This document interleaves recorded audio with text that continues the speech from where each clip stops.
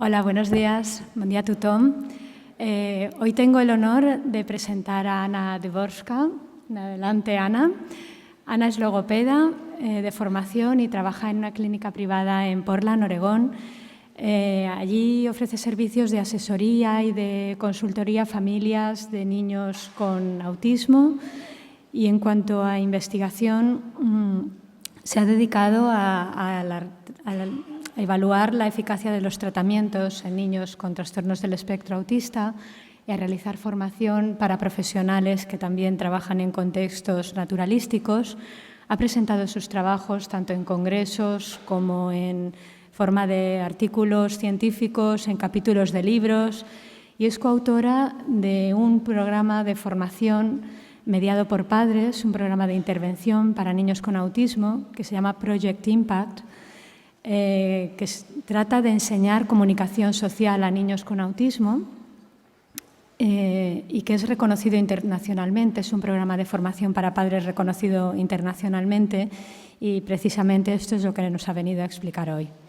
Le dejo la palabra.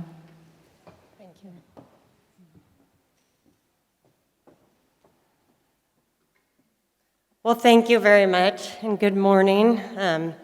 Thank you for inviting me here to the conference to speak. It's been wonderful learning about some of the interventions in Spain, and I'm also delighted to be in Barcelona. So today I will be talking with you about teaching social communication to children with autism and Project Impact, which is improving parents as communication partners.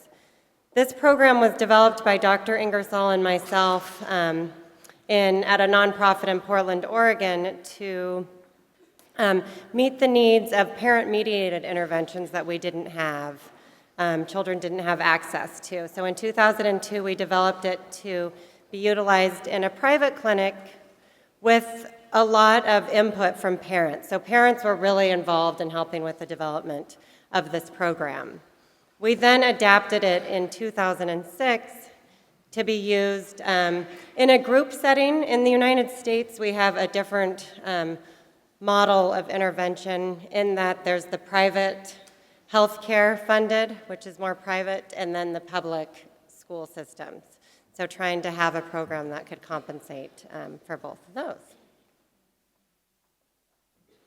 So this morning, what I hope to review is a brief overview of Project Impact.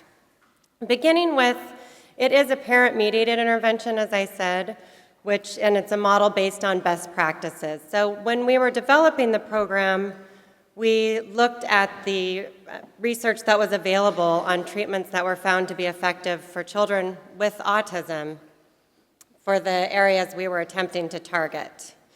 And so I want to begin by talking about parent-mediated interventions, as I think, whether it's Project Impact or another program, involving parents in the treatment with children with autism is important. And then I will talk about the intervention targets for Project Impact. There's 4 core areas that we defined to assess for social communication. And then the type of intervention we use. It is a blended intervention, so it combines elements from developmental approaches and behavioral approaches, naturalistic behavior approaches. And then hopefully, I will have time too to cover the research that we've done to date. So just in the United States, we give disclosures. I do receive royalties for the sale of the curriculum. So first, what is parent-mediated intervention?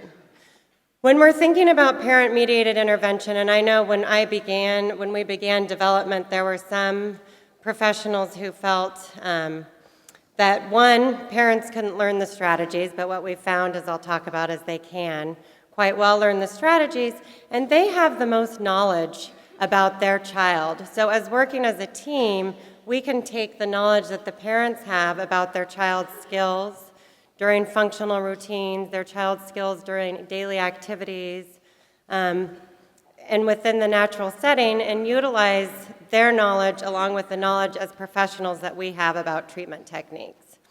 It is important, and I know that most of you know that in the research, autism is a neurological disorder, and as such, it is important, though I think parents are aware, at least in the United States, that there is no parenting element that is involved in some of the manifestations of autism. It's important to point out that we're simply working as a team to impart the knowledge to help their child who has a neurological disorder. So parent training programs for children with autism typically focus on 3 elements. One is engaging the child in play and social interaction. The second area is helping the parents to teach their children acquisition of new developmental skills. And the third is to manage the child's behavior during ongoing routines. And some of those more behavior management programs aren't necessarily targeting specific skills, but more looking at extinguishing perhaps a behavior they don't want to see. So Project Impact focuses on primarily the first 2. It looks at the engagement in the social interaction and an acquisition of developmental skills.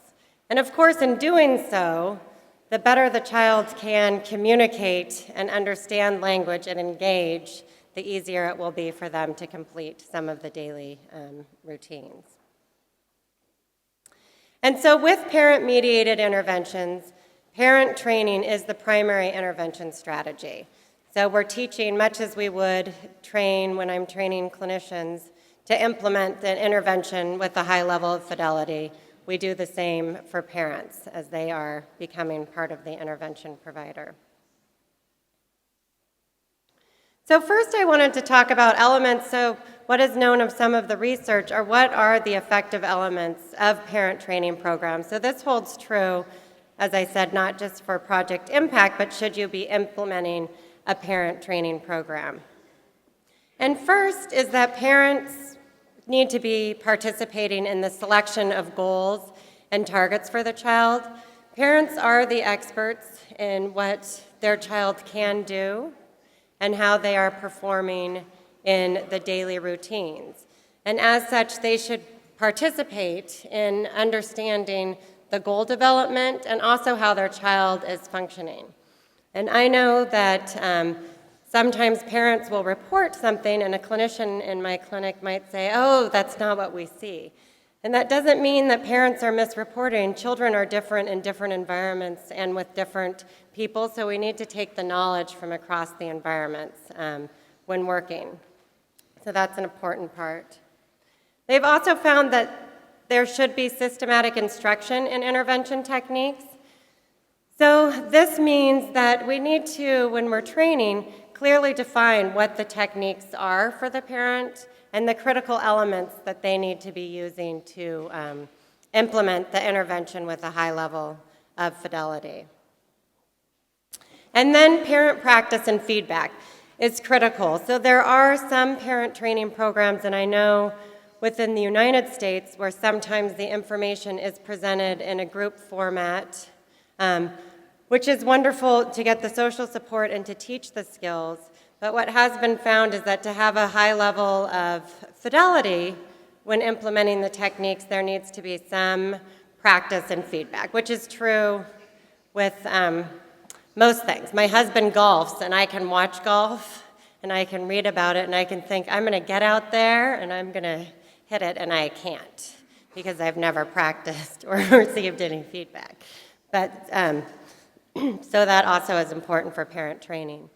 And then also ongoing support and problem solving. So what we've found, and we have analyzed less of the data on this past 1 or 6 month follow-ups, but for some families when they completed the 24 session program and then they didn't have services for a year, they didn't maintain use of the skills, and the child pretty much stayed at the point that he was when he left treatment. So having some sort of ongoing support and problem solving and follow-up with the family is important. So first, what are the benefits of parent-mediated interventions? One, there's an increase of intensity of intervention. So when parents are, and a lot of the naturalistic interventions such as Project Impact are designed to be conducted during the natural daily routines and natural activities of the child and family, and therefore parents can be utilizing these strategies during meal times or bath times or routines of getting ready for school, thus increasing the intensity of intervention for their child. That also seems to lead to better generalization of maintenance of skills when the parent training component is added. Cagle and colleagues looked at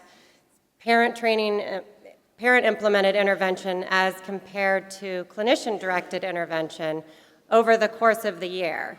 And in the parent-implemented intervention, a clinician spent 25 to 50 hours with the parent, and I think that's one of the ranges of the variables that we look at, but it took between 25 and 50 hours for the parent to meet fidelity. And then they compared that to the clinician-driven approach, which was 225 hours. And what they found was similar outcomes for the child. So 225 hours of direct or 20 or 50 of parent training. And in the parent training approach, it seemed that the child had better generalization and maintenance of skills. There also, some of the research has shown that there's actually reductions in parental stress because they begin to be empowered. And I know many families have told me that they now know how they can help their child communicate or function in daily routines, or some families with whom I work going out to eat, and some of those activities that then they can begin engaging in have a positive impact on the family outcomes as a whole. And then again, as I was comparing the hours, cost effective. So at least in the United States, we do not have all of the resources we could use in either the private or public sector to treat children with autism and do research. So in terms of considering evidence-based practice, are you familiar with the National Standards Project and, the National Professional Developmental Center? So they reviewed the efficacy of a variety of interventions for children with autism. And the National Professional Developmental Center did pull out parent-mediated approaches and has listed parent-mediated approaches as evidence-based. The National Standards Project didn't, but I think it was 34 of their studies were based on parent training components.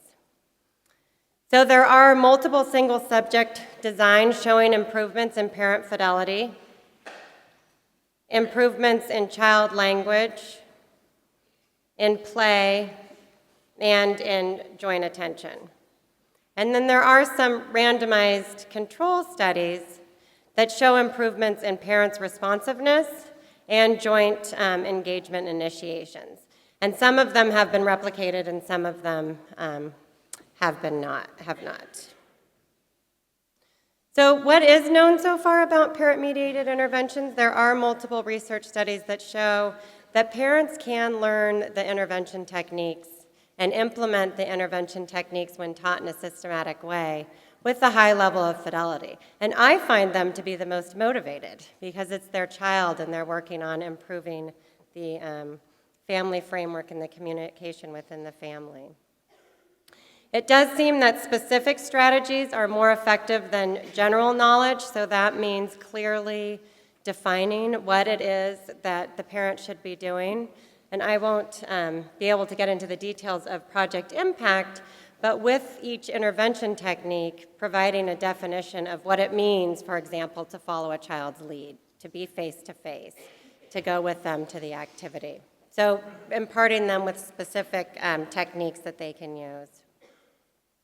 Coaching, as I said, is also important. So to have coaching as part of your intervention program is critical to improve fidelity. And then there is evidence to show that social support can enhance learning. So having parents come together in the parent groups and share experience is also important. And what is also known is not only can the parents learn the intervention strategies, but then it does relate in children making improvements in their social communication skills.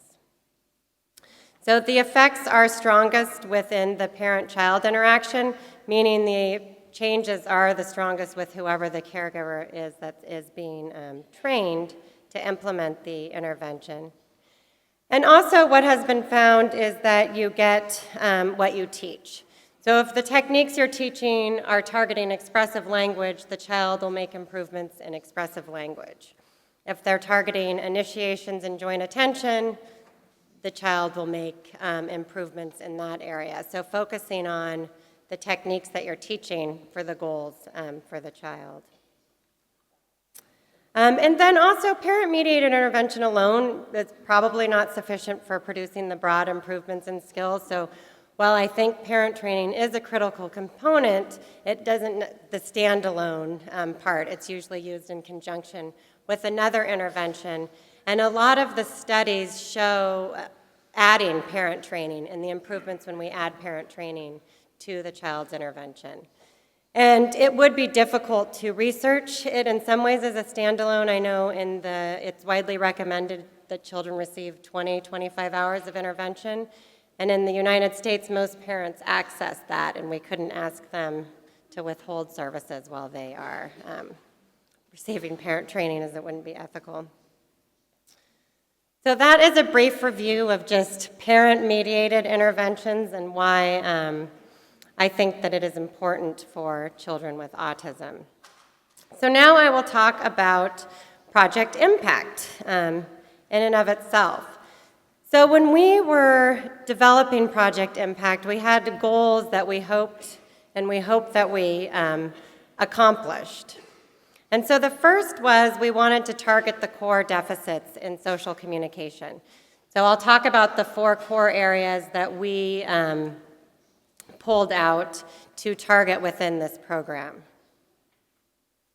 We also wanted to use evidence-based intervention strategies. So in 2002, there was a range of research on techniques that are effective for children with autism, and how can we pull from what is known to be effective and then translate that into teaching the parents those techniques. We wanted to develop training formats that were compatible with different intervention delivery models.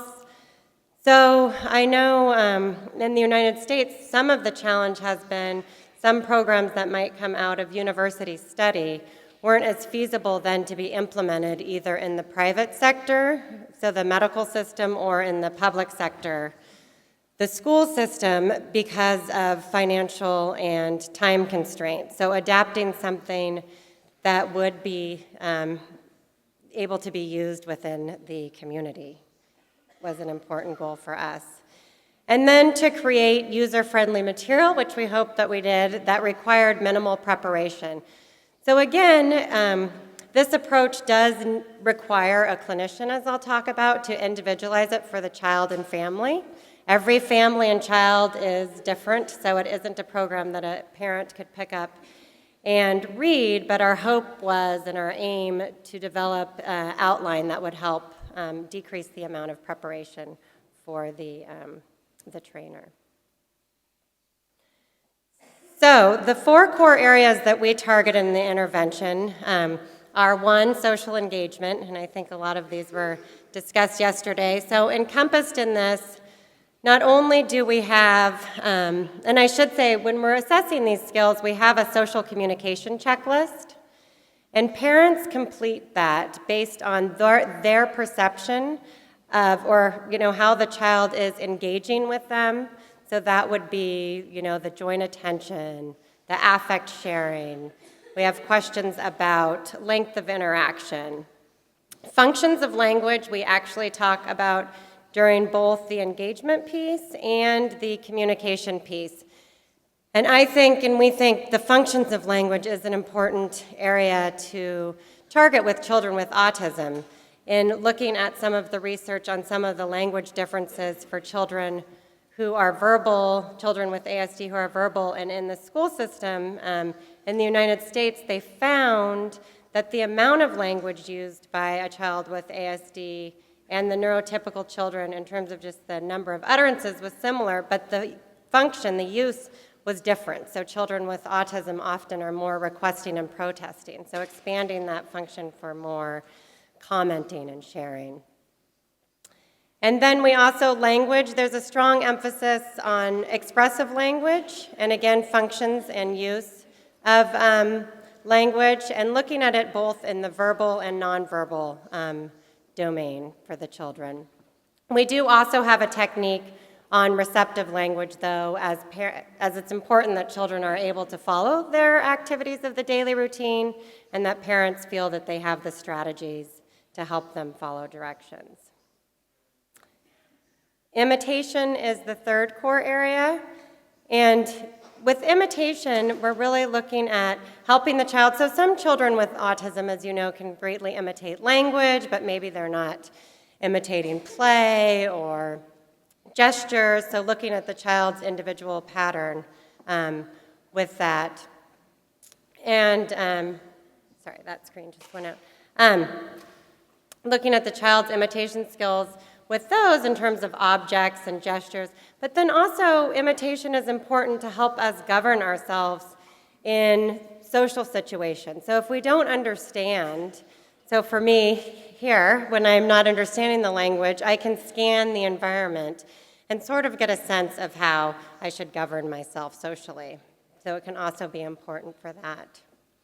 And then the fourth core area is play. And as was discussed yesterday, perspective taking, problem solving, some of the executive function skills that are challenging really begin in the development of play. And so we help the parents go through where the child is on the developmental sequence.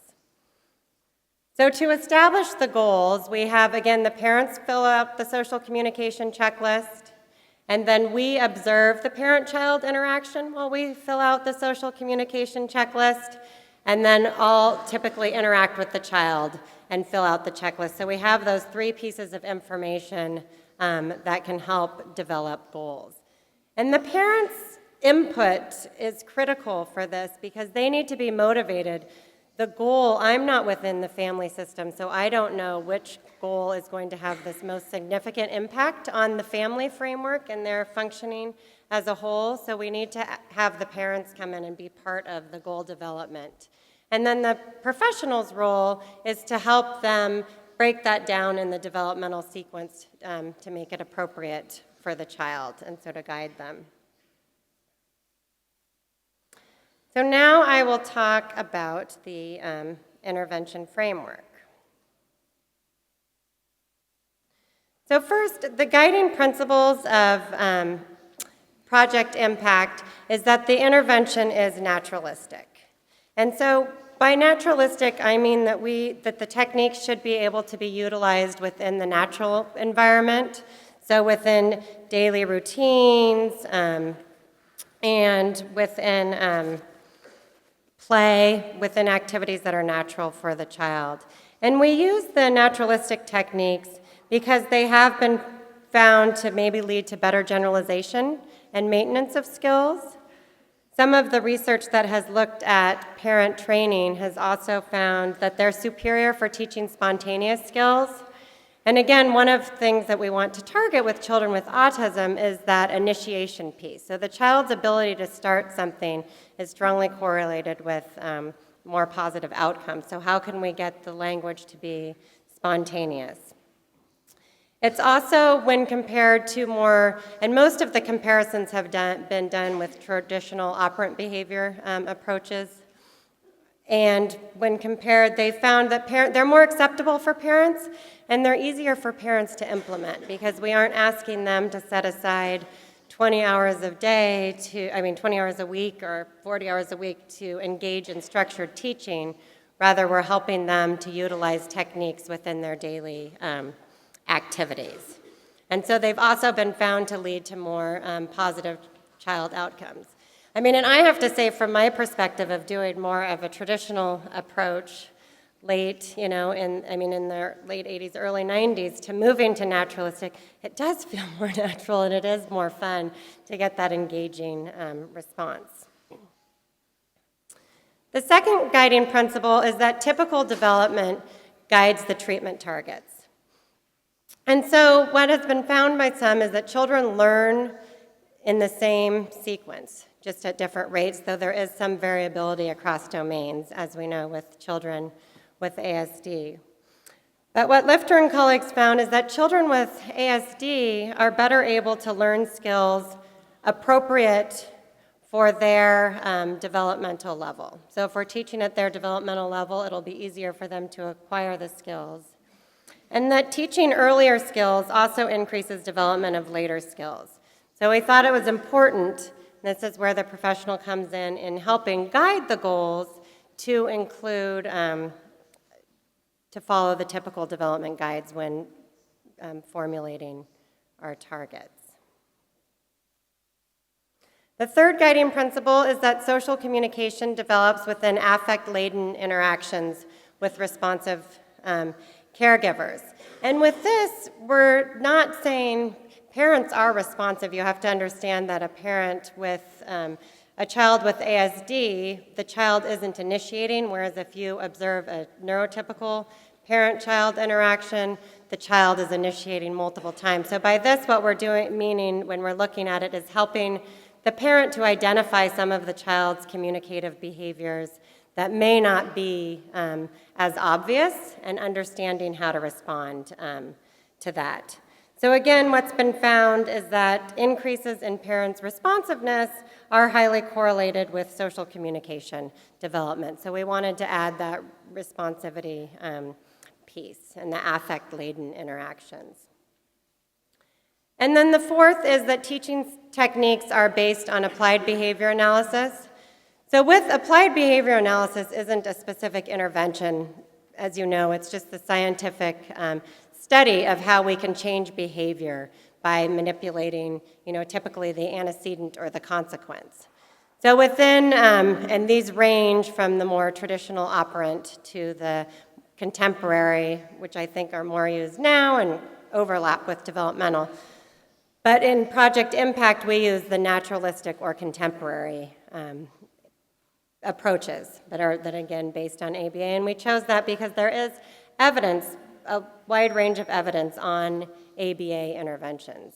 And again, I think that some of it is, if we're looking at the interventions, they are all different, but they follow the scientific study of observing behavioral change.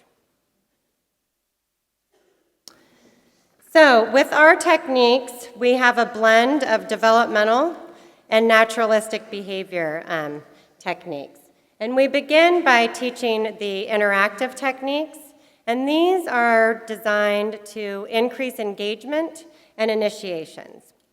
And these techniques are drawn from the developmental literature, though there is overlap with some of the naturalistic behavior literature as well.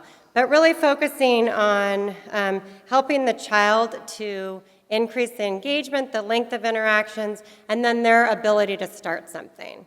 So as I'll show you in a couple video clips, they aren't expected to use a specific skill, but rather we're trying to build that reciprocity and teach the child's communicative intent if they may not have it. And then the second technique that we use are direct teaching techniques. And these are specific prompting and reinforcement techniques that increase the complexity of the language, play, or imitation skills. And these share many treatment elements with other developmental and naturalistic behavior interventions. So what we tried to do was pull from the literature and what was known, and then in some cases define the critical elements. So I thought I would give you an overview of what the interactive techniques look like. I'll go over the design. It's designed to be implemented in either 24 sessions, or we do have a group model. But really what we're looking at is parents meeting fidelity with one technique and how we need to change it before moving along. So the first is following your child's lead, and with all of these we define, what that means. Being face-to-face, going to the child, so there's something to coach the parent around. And then the next is creating an opportunity for your child to engage or communicate. So sometimes, and with children with ASD, just joining them in their activity may not be enough to get the engagement and communication. So we have, I think, 8 to 10 different techniques that a parent can use to create that opportunity.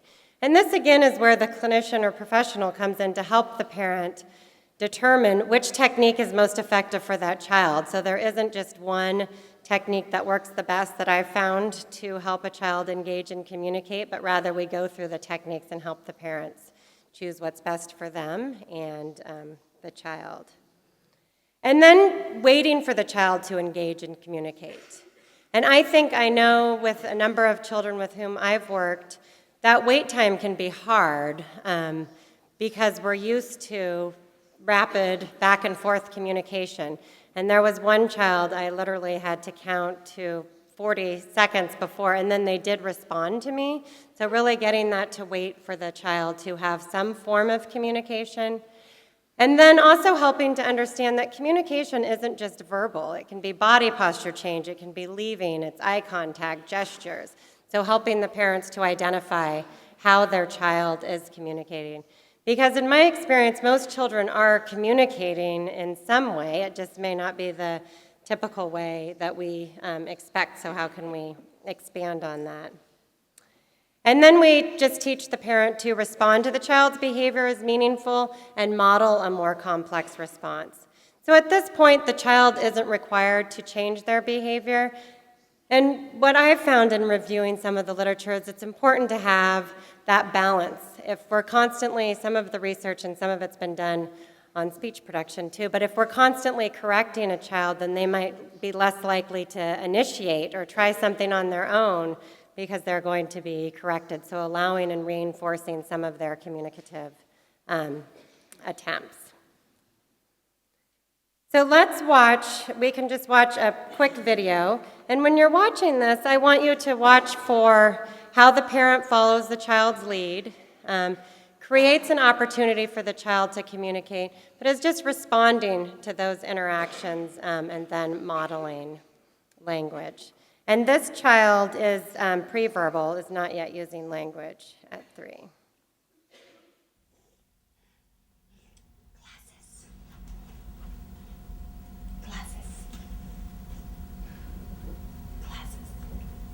Mama's glasses. Mama's glasses. Off. On. Glasses on. Calvin's glasses. Yes. Calvin's glasses. That's great turn taking back and forth. Mama's glasses. Achoo! Achoo! Mama's glasses on. On. Off. Calvin's turn. Mama's turn. Mama's glasses on. Gaga. Glasses. Off. Yeah. Gaga glasses. On. Eyes. Off. Calvin's. On. This, yes. So there, typically I would ask, but I will tell you, you can see the parent is following the child's lead, and by that we mean she's face-to-face, she's joining in his activity of play. And sometimes what we find is when we join the child, the parent or the clinician might lose interest in the glasses, say, activity before the child does. But she's creating opportunities for him to communicate by either holding the glasses or giving him the turn, and then responding to his communication, which at this point is just either the reach, some eye contact. He did have a gaga, and she turned that into glasses, so contingent verbalization. But just responding to his communication and modeling a more complex response. And this is the foundation. We'll watch a child who has some language just as the comparison. For the techniques, because before we can prompt and shape it within a naturalistic continuum, we need to have the child's interest. He needs to be he or she needs to be motivated to learn. So again, we can watch this clip and watch how the parent is following the child's lead and creating the opportunity to communicate. And push, snap. Yeah. Okay. Pull. There we And my go. hands over. Okay. Yeah, it's raining. It's raining. Okay, I need an umbrella. Sorry. Oh, that's great. It's raining. Open the umbrella. I'm getting all wet. I'm getting all wet. Are you opening?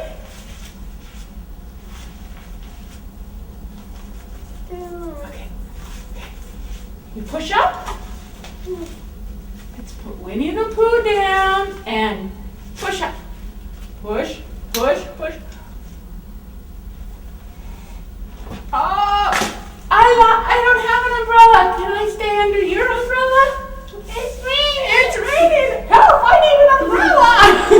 Hey, don't take the umbrella. Yeah, mommy was get better. There's my umbrella. Okay, we don't need to share.